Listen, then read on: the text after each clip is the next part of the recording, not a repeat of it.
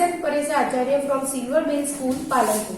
Today we are going to learn Standard 8, Chapter 6, The Tarnetar Fair, Part 2. Part 1 में हमने कहाँ तक करा था? तो Part 1 में हमने जो एक्टिविटी 3 थी उसकी पैराग्राफ वाइज था, तो उसमें हमने 2 पैराग्राफ कंप्लीट करेंगे. Now we are start from part जो है यहाँ पर हमने कंप्लीट करा था, आधा था, सेकेंड जो था वो. तो यहाँ से हम कंटिन्यू करेंगे कि many kinds of folk dances, page number 52, first line. Many kind of folk dances are performed by fair. The most popular is the Raas. जो बहुत सारे डांसेस होते हैं, तरनेतर फेयर की हम बात कर रहे थे, तो बहुत सारे वहां पर डांसेस होते हैं डिफरेंट काइंड के. उसमें से जो मेन है वो क्या है? रास है. और ये हम जानते हैं कि रास कैसे होता है, क्योंकि इन गुजरात तो गरबा तो बहुत ही फेमस है. उसमें रास जो हम डांडिये से खेलते हैं पैर बना के, तो वो इसी रास की बात यहाँ पर हो रही है. In which dancers hold sticks to clap against those of other dancers. As many as 1 to 200 women perform raas dance in a single circle to the beats of 4 drums at a time and tunes of Jodia Pava's double flutes. You may also see people break out into a spontaneous hudo. Spontaneous hudo means without being forced. वहां पर आपको कोई force नहीं करेगा, ऐसे ही इतने मतलब इतनी एनर्जी होती है वहां पर कि लोग अपने आप ही उसमें ज्वाइंट होते हैं. ऐसे नहीं कि पर्टिकुलर फिक्स पीपल होते. देखो 100 डांसर्स लिखा है यहाँ पर कि इतने सारे लोग, 100 वुमेन परफॉर्म्स रास डांस. इतनी सारी लेडीज होती है, लेकिन आप मानोगे नहीं, एक दूसरे को कई बार पहचानते भी नहीं होते, लेकिन सब ज्वाइंट हो जाते हैं और ये लोग ये डांस करते हैं. और साथ में क्या बोला है कि 4 बीट्स, ये एक ड्रम नहीं, कितने ढोल बजेंगे वहां पर, एक साथ में 4 ड्रम बजते हैं. और जो जोड़िया पावस मतलब फ्लूट्स आती है, जो बंसरी हम बोलते हैं, तो 2 होल्स वाली बंसरी मतलब 2 पाइप जिसकी होती है, साथ में ऐसे पावस के धुन पे, उनके म्यूजिक पे ये लोग ये डांस करते हैं. पैराग्राफ 3 में हमें बोला गया है कि Rabari women's of nearby Jhalawada perform the famous circular folk dance Rahado. देखो अलग अलग कास्ट के अलग अलग डांस दिखाई दिए हैं. तो यहाँ पर जो रबारी कास्ट का है तो वो कौन सा है? झालावाड़ा. और उनका डांस का नाम क्या है? तो Rahado. Their marital status is indicated by their costumes. जो मैरिटल स्टेटस है मतलब कोई पर्सन मैरिड है कि नहीं है, वो हमें उसके क्लोथ्स पर से ही पता चल जाएगा कि ये मैरिड है कि अनमैरिड है. अब black Jimmy skirt means she is married. अगर कोई लेडी ने ब्लैक जिम्मी स्कर्ट मतलब नीचे का जो हम घाघरा चोली के जो बोलते हैं जिम्मी स्कर्ट जो है, अगर वो ब्लैक कलर का होता है तो उसका मतलब क्या हुआ कि वो लेडी जो है वो क्या है? मैरिड है. But if a woman is wearing a red Jimmy it means she has not yet tied the not, probably seeking a husband. और अगर नीचे रेड स्कर्ट पहना है तो हमें क्या समझना है कि अभी इस लेडी का मैरिज हुआ नहीं है और वो ढूंढ रही है अपने लाइफ पार्टनर को. The potential husband seeking. Brides are elaborately dressed in colorful dhotis, artistically designed waistcoat and hand clothes twisted and at an angles, moving about the fire broom at Tarnetar with streaking umbrellas. और यहाँ पर gents लोगों के बारे में क्या बोला है कि जो लोग अनमेरिड है तो उनका कॉस्ट्यूम कैसा होगा? तो एक तो कलरफुल धोती पहनी होगी उन्होंने नीचे, और ऊपर का जो वेस्ट कोट है वो कलरफुल डिजाइन के साथ एम्ब्रॉयडरी वाला होगा. साथ में उनके हाथ में क्या होगा? एक अम्ब्रेला होगी, और वो भी कैसी होगी? नीचे हैंकरचीफ बने होंगे और वो भी कलरफुल होगी. और आर्टिस्टिक वे से वो लोग क्या करेंगे? उस अम्ब्रेला को घुमाएंगे. Advertising the bachelorhood, they are keen to relinquish. Relinquish मतलब give up, उससे छुटकारा पाने के लिए ऐसे मतलब होता है कि वो क्या करेंगे? बैचलरहुड, कि वो खुद बैचलर है, वो उसकी एडवर्टाइज करते हैं. किससे? तो वो जो आर्टिस्टिक वे से अपनी अम्ब्रेला को घुमाते हैं. एम्ब्रॉयडरी वाली बहुत अच्छी अम्ब्रेला होती है. और ये देखो आप नीचे पिक्चर भी दिया है, ज्यादा हमें मतलब आप देख सकते हो कि यहाँ पर एक पर्सन है, उसके हाथ में अम्ब्रेला है, तो कितनी कलरफुल अम्ब्रेला है, आप देख सकते हो। तो उससे क्या जाहिर होता है कि ये पर्सन अनमेरिड है, वो अपनी लाइफ पार्टनर को ढूंढ रहा है और वो जल्दी ही, मतलब हाथ में अम्ब्रेला है तो हमें ये सोचने का कि उसको मैरिज करने की इच्छा है। The number of sadhus and bhajan mandlis, religious music groups are engrossed in singing continuously, accompanied by flock instruments.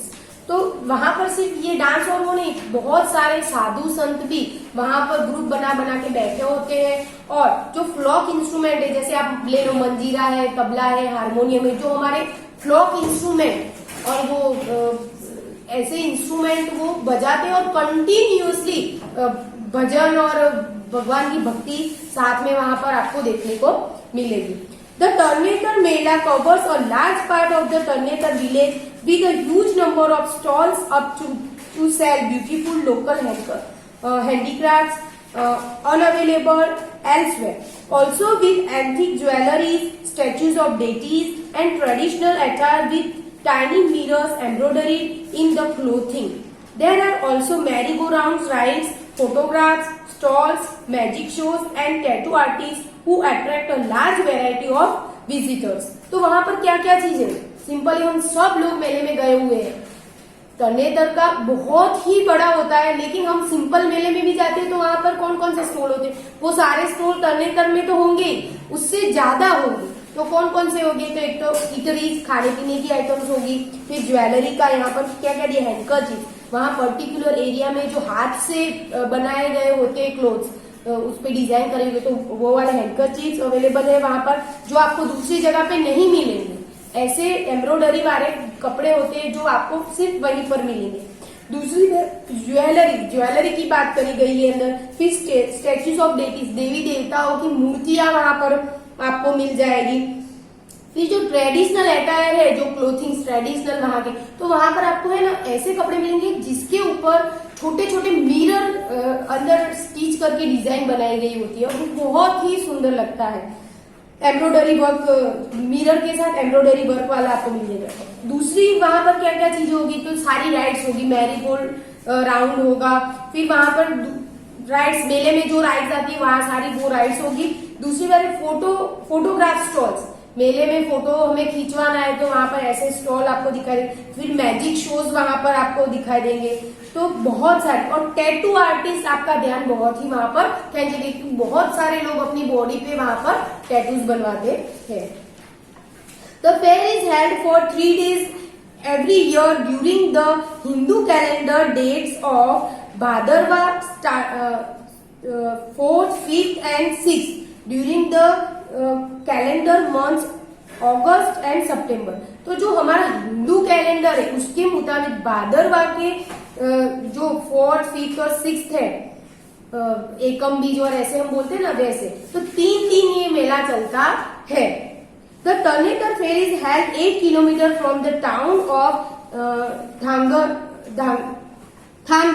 Thangadh जो है वो 1 किलोमीटर, थानगढ़ से 1 किलोमीटर दूर है ये मेला।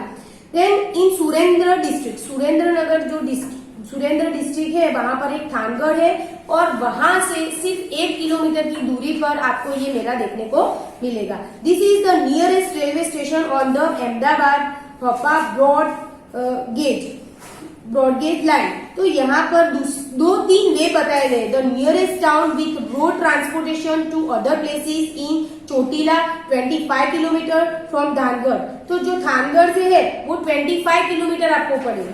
फिर उसके बाद which is connected by ST buses from Rajkot 75 kilometre. अगर आप राजकोट से आओगे तो वहां पर आपको कितना दूर पड़ेगा, 75 kilometre. Jamnagar 162 kilometre, Ahmedabad 196 kilometre और पोरबंदर 252 किलोमीटर। ये यहाँ पर आपको जो प्लेस है टर्नेटर फेयर की, वो अलग अलग जगह से कितना डिस्टेंस आपको रहेगा वो दिखाया गया है। From Bhavnagar Chotila and we reached either via Rajkot और ट्रिप ऑफ 264 किलोमीटर और वाया बोटाद और शॉर्टेस्ट जर्नी ऑफ 190 किलोमीटर्स।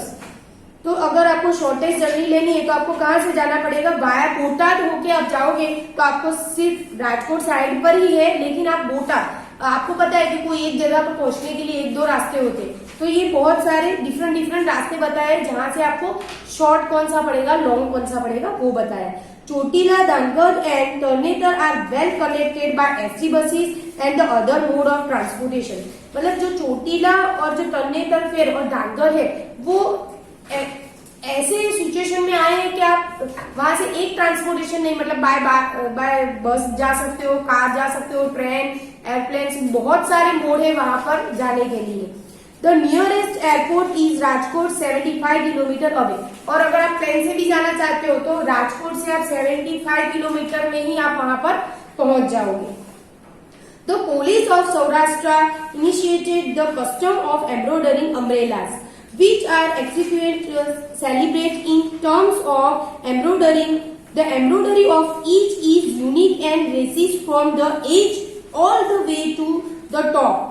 मतलब यहाँ पर एक पर्टिकुलर सौराष्ट्र का जो कूली फैमिली है उसमें एक ट्रेडिशन है, वो क्या है कि अम्ब्रेला डेकोरेट करने की, और उसमें भी सिर्फ एक पार्ट नहीं, क्या बोला है, टॉप से लेके बॉटम तक अम्ब्रेला का एक भी जगह ऐसी नहीं होनी चाहिए जहां पर एम्ब्रॉयडरी ना हो। With bead work and patch work, और उसमें भी डिफरेंट वर्क होना चाहिए। तो बीड वर्क है, पैच वर्क है, in the design as well. Bead work और पैच वर्क तो करना है, सिंपल ही नहीं करना है, उससे कुछ डिजाइन बननी चाहिए। Small colourful handkerchiefs are attached all around the edges, और साथ में उसके जो कॉर्नर्स होते हैं अम्ब्रेला के जो लास्ट पॉइंट वहां पर आपको हैंडकरचीफ्स लगाने हैं। टू अट्रैक्ट फर्दर एट्रैक्शन, ज्यादा अट्रैक्ट करने के लिए वहां पर वो रुमाल्स लगाए जाते हैं, handkerchief. These man spread over a year embroidering their umbrellas, और ये अम्ब्रेला बनाने के लिए जो पर्सन होता है, जो मैन, वो पूरा 1 साल लगाता है इसमें। Their intention is to ethic the girls with their art, clothes and handages and impress them. उनका मेन पर्पस क्या होता है, तो जो अनमैरिड गर्ल्स होती है ना, उसको अट्रैक्ट करने के लिए, so that they can propose them for marriage. It is not sparing that because the fair is over they usually met the lady of their choice. उनका मेन इंटेंशन क्या होता है कि ये मेला फिनिश हो उससे पहले वो अपनी चॉइस की गर्ल के साथ वो उसको अट्रैक्ट कर सकते और उससे मैरिज कर सकते, तो ये उसका मेन इंटेंशन होता है। तो यहाँ पर एक्टिविटी, तो यहाँ पर हमने ये चैप्टर समझ लिया है। तो एक्टिविटी नंबर जो 4 है, match A with B, and activity number 5 में यहाँ पर आपको थोड़े स्टेटमेंट दिए गए हैं, उस स्टेटमेंट के आधार पर आपको उसके आंसर चूज कर रहे हैं। एमसीक्यू टाइप है, लेकिन आपको थोड़ा सोच के ये आंसर लिखने पड़ेंगे। तो ये आपका होमवर्क रहेगा। I hope you understood all the chapter. Okay, bye friends.